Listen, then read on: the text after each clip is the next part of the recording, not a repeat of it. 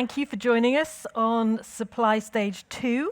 I'd like to introduce you to our next keynote speaker. Jarrod Glover is Director of Procurement at Santander, and he's going to be speaking to us about strategic procurement in banking, navigating change and complexity. And I'm going to move out of the way so you can have the lectern. Thank you. Hello, everybody.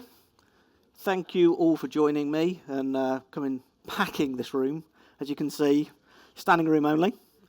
I don't know who else is talking, but clearly they're slightly more interesting than finance and banking. So I want to give you a little introduction to me. So last year, the screen was in the centre, which made it a lot easier. This is me. This is my internet directory photo.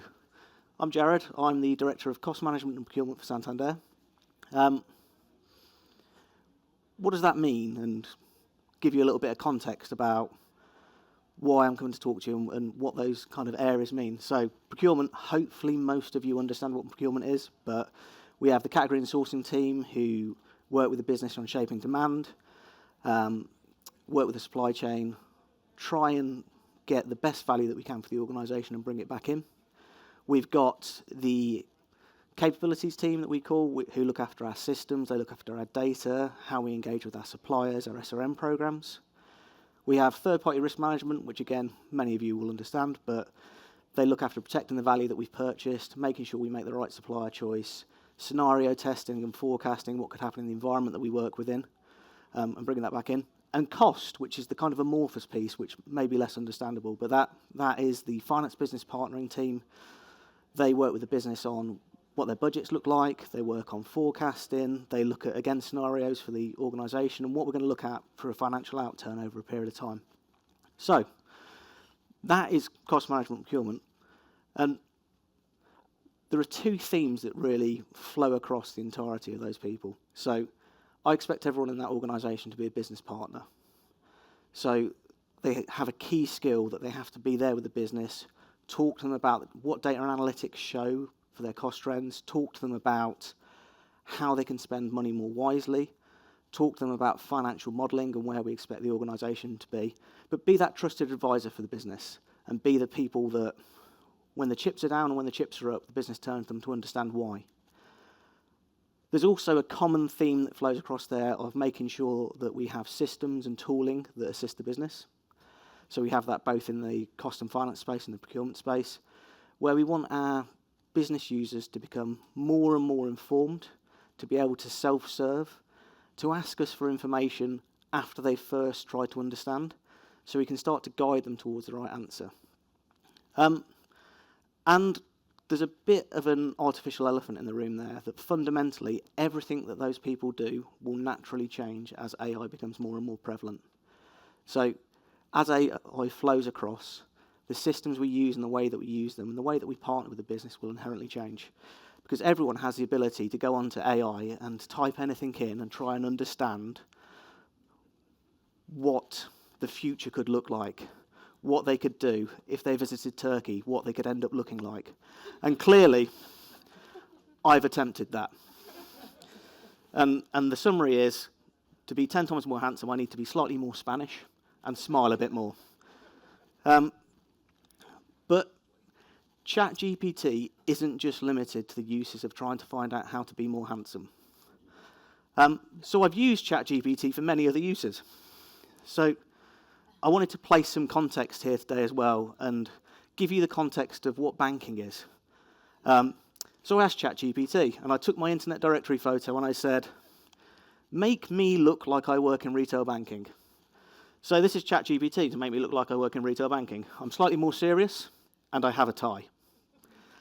I then said, make it look like I'm an investment bank. And ChatGPT said, you're really angry. So that is what you look like if you work in investment banking. Clearly why I chose retail banking, because I'm not naturally that angry. So banking is misunderstood, and not just by ChatGPT. So when we talk about retail banking, what are we talking about? We're talking about customers who have a form of protected deposits. They're mainly smaller investors. Traditionally, they used to get service on a high street. Neobanks have disrupted that because there are some neobanks that have no physical presence at all. And obviously that's made changes to the way that we serve and operate as well. But truly speaking, it's incredibly customer-centric. The government and the regulators really want us to stay that way. So there's an act that came in last year called Consumer Duty. And what does Consumer Duty say? It says we have to think about our customers in the entire life cycle that they're with us, in products, in the way we communicate to them, in every way that we deal with them on a day-to-day basis. We need to make things as simple as possible for them. We need to help them to understand the life cycle of their products with us and how it impacts them. And that means some material changes to the way that we do things. So, for instance, reading age on communications that we send out to people, we've had to significantly lower that. So the average reading age in the UK is about 11 years old. So communications that you'll see from a banking provider will be aimed at that kind of age and that kind of environment. We have to do things like where we have online services, we have to make them text scannable, we have to give people the ability to go and check those. And deploy different tools to, again, make us really focused on the customer. What does procurement look like in that kind of banking space? So it's about 90+% indirects. So that brings a challenge when you've got to get really close to your customer and you're buying a proportion of indirects. It's not similar to my background when I used to work in corporate real estate and property. You could buy an AC unit, you'd know immediately whether it worked because the customer would tell you if they're too hot, too cold. You could send out a retail maintenance task, you'd get a satisfaction score when they finished. When you're buying an indirect and you're buying things like changing code on a website, or you're talking to people about a back office function that you don't really, or you struggle to map back to that end customer output, it's a lot more difficult for you to get people close to the customer. But the customer is key to everything we do in financial services, and we need to consider it every time. So whenever we talk about what we want to do in Santander, we talk about being the easiest way to make our customers better happen. And that is what everyone has to aim for. And in procurement, when you're a step away from that, that makes it slightly challenging. I'm going to talk to you a little bit about how we try and do that and what we need to do for that. And the government's incredibly interested in banking and financial services. All the governments are.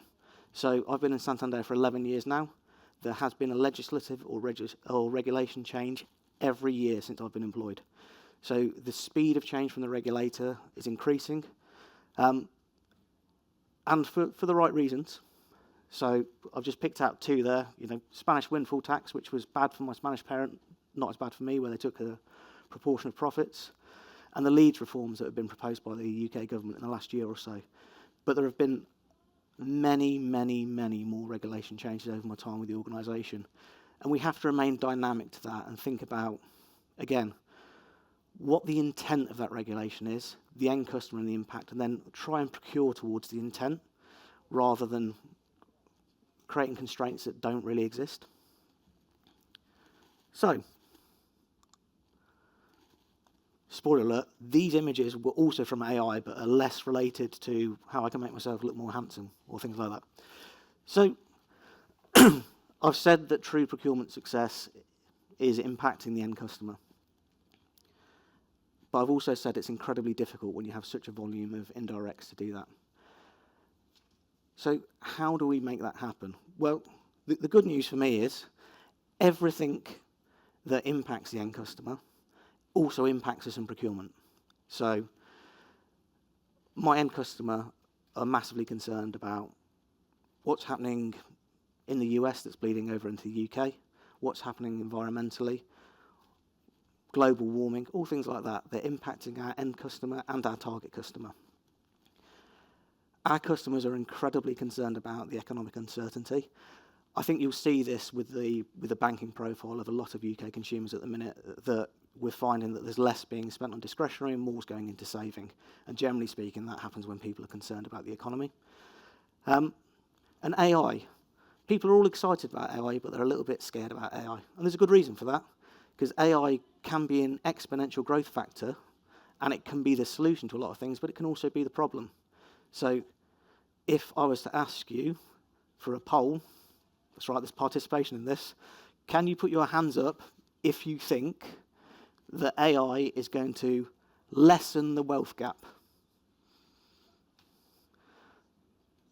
Does anyone think that AI will widen the wealth gap? Thank you for everyone that put their hands up. For the people that didn't put their hands up for either, is that just you're on the fence or? Yeah. So There's a big thing in the FT this morning, for any of you who haven't read it, that is talking about the impact of AI investment to lesser developed countries. So everyone that has money at the minute, they're pumping it into data centers, they're pumping it into AI.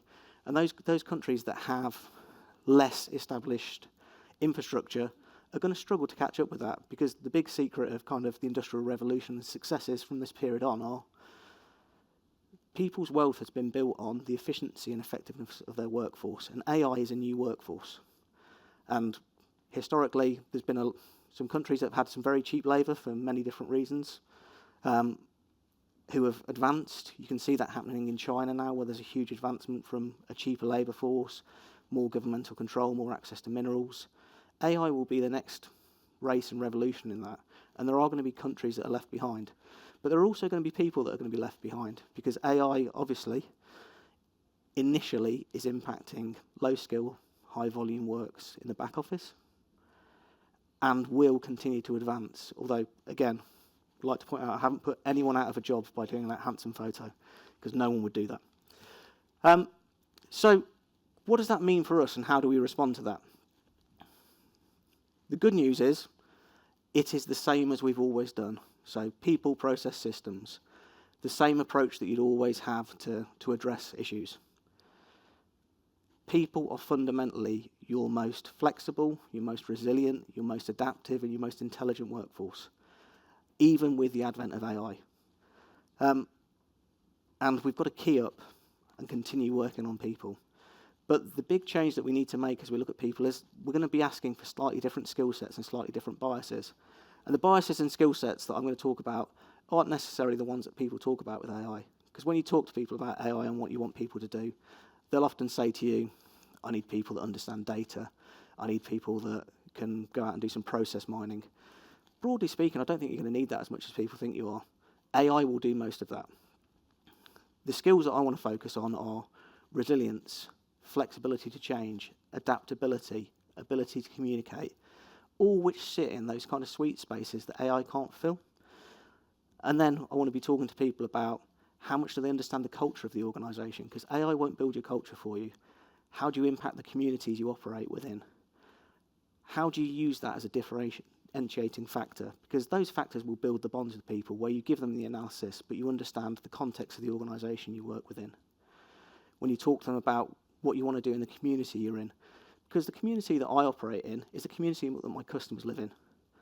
And if I can make a change in the community that I operate in, it will impact my customers. It may bring new customers to me. The other thing that's incredibly important is AI has biases. AI also has biases based on the way that you word your questions. See if I can get back. Right. If I didn't say to AI, make this person look like they worked in retail banking, AI may have assumed that that was someone who worked in retail banking. But by the way that I wrote that prompt and told it that that person already didn't, it then said, pop a tie on him, make him slightly more serious, make him a little bit more angry. It's all based upon how you write the prompts and the bias you build into your questions that also exist in the data set. So we need to talk to people about those biases and make sure that they understand that a diverse workforce who represent my customers are far, far more powerful. If I can have diversity of thought amongst the people I employ, it will generate the ability to weed out those biases and to understand when things come back from that AI tool that they might not be exactly what they seem on the tin. So, when I talk about people, I've talked a lot about the people I employ, but the people that I employ and that you all employ are far more than the people that work for you on a direct working line. We need to focus on the culture and the communication and the ability of our suppliers to go with us.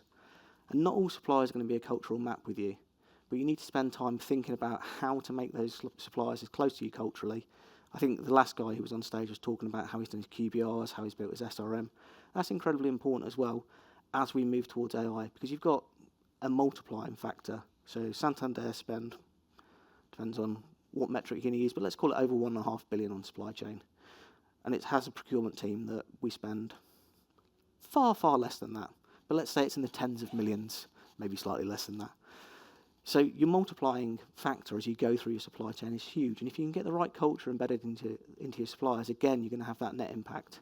Recognising that some of your suppliers are also the suppliers of your competitors. But we can't be competitive about culture and the value that we can bring to the communities around us. So I almost flipped the order of this yesterday to saying people, systems and process.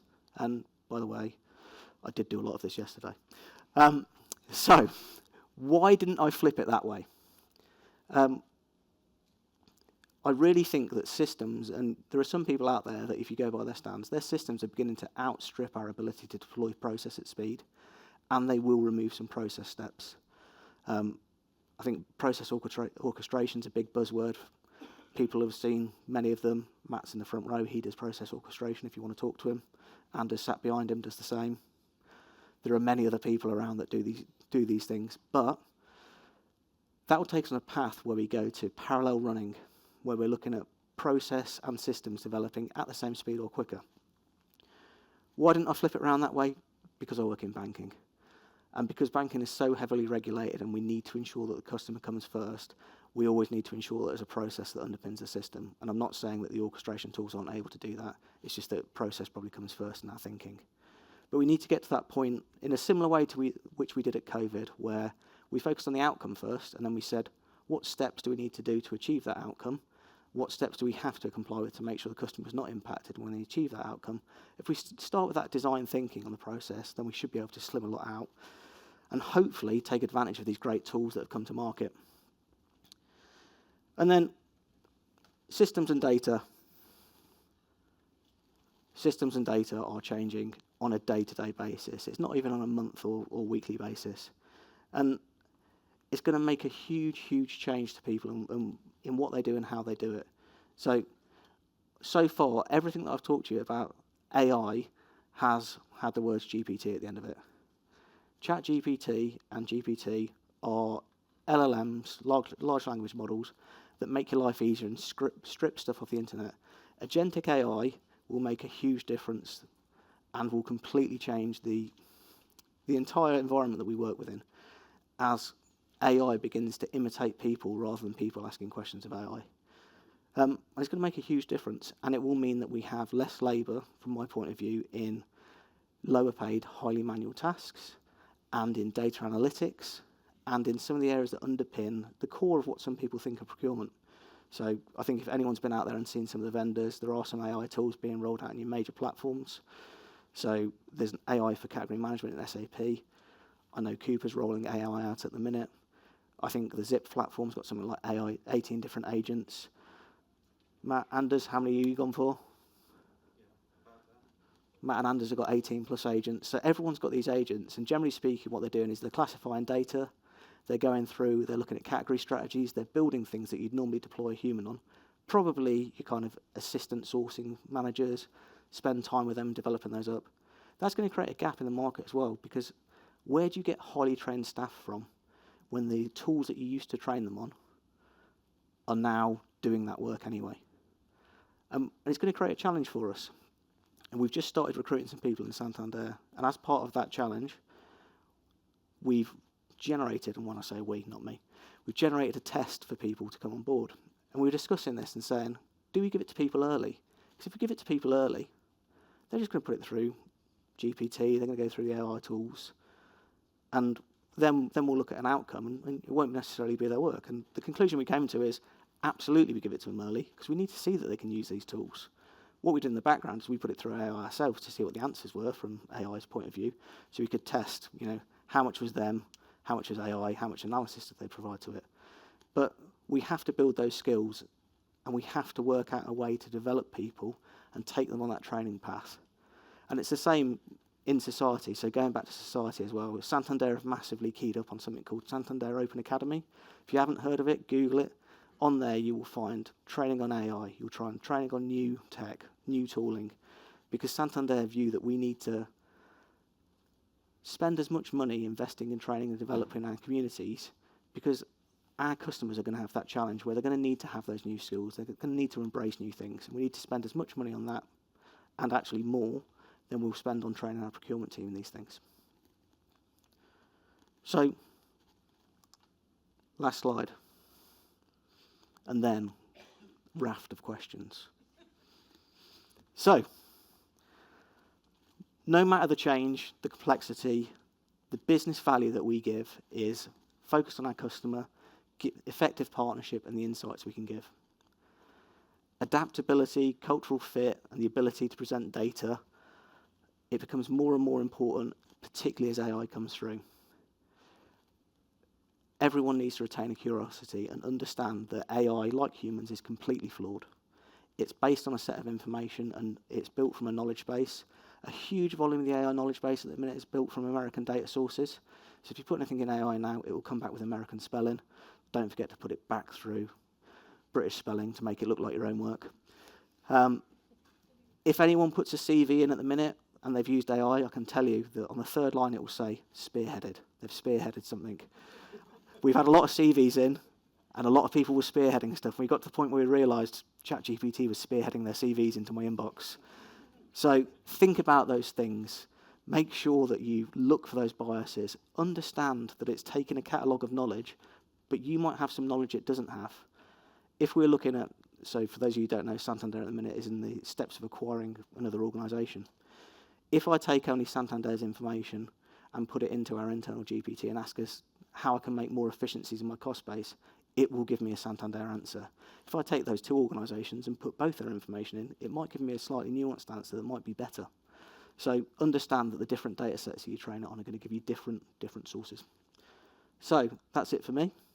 Open to questions. If you want to get to your feet and give me a round of applause, that is also fine. Thanks, Stuart. I'll take you back to the key slide. There you go. Thank you, Jarrod. That was really fascinating. I won't even tell you why that was fascinating for me. And I won't mention the word CV, but I may have made a few mistakes recently. Are there any questions from the audience? I'm going to put you on the spot if there aren't. I was going to ask you if you could wave a magic wand and remove one barrier to effective procurement in banking, what would it be? It's not necessarily the regulation in banking, it's the approach to regulation. So the regulation and the regulators are incredibly important to us, but if you approach regulation from a state of terror and say, the regulators absolutely want us to do this, and if we don't do this, we could have massive fines and we could have all these problems, and then over-key on your controls, you've got to approach it from a position of what outcome do the regulators want to achieve? And therefore, what proportional control should you put in place? If you start with the outcome, you will get to the right solution. If you start with the terror, you're going to end up in the wrong solution always. Thank you very much. Great presentation. Round of applause, please, for Jarrod.